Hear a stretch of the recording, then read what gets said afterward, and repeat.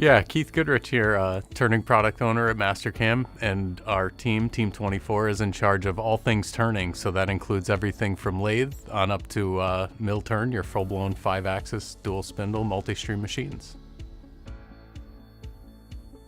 So the technical preview and beta areas of our release cycle are really important to us. It gives us a chance to get something into the user's hands, and then they can give us feedback, what they like, what they don't like. And hopefully we'll have time before the release to actually make those modifications and get them what they're asking for. Even before the technical preview area of the release cycle, we reach out to resellers and some customers who've reached out to us over the previous year.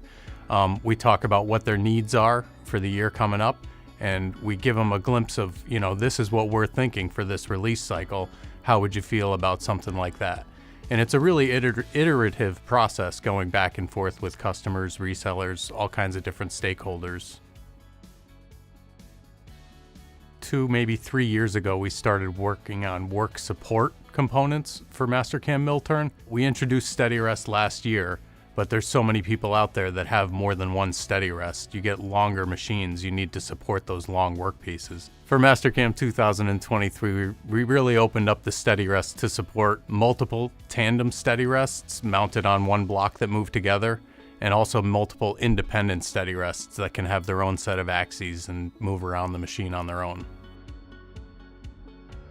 In lathe, when you've got the part handling operations, you can define the tool plane that they're going to use, and the tool plane has a work offset that's associated with it.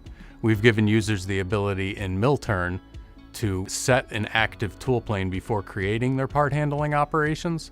Then those part handling operations are going to use that tool plane, and if there's a work offset associated with it, they'll come out with the proper work offset. So if you've, say, moved your part out 5 inches from where it previously was, and then you go to do a facing toolpath, if you're using the new tool plane with the proper work offset, your facing toolpath will be at Z0 in the posted code as you expect.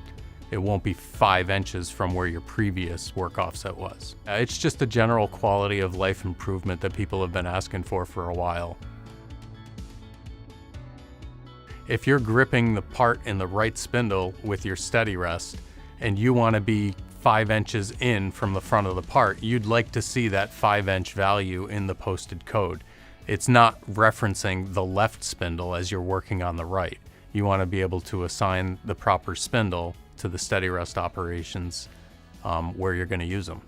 These quality of life improvements make all the difference to the user. It's something that you don't think about unless you're missing it. People have been asking for B-axis turning for a number of years in Mastercam. It's been a large project for us. It's multiple years, and we've got a great solution for Mastercam 2023. B-axis turning is extremely powerful because it allows you to cut the entire profile in one operation with one tool. Being able to rotate the tool while it's in the cut allows it to reach previously unreachable areas.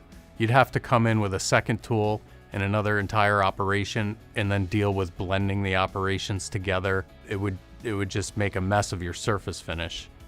But with B-axis rotating while you're in the cut, it's all one cut, so there's no more mismatch. For the first release of B-axis turning, we've got 2 modes. We've got automatic and manual.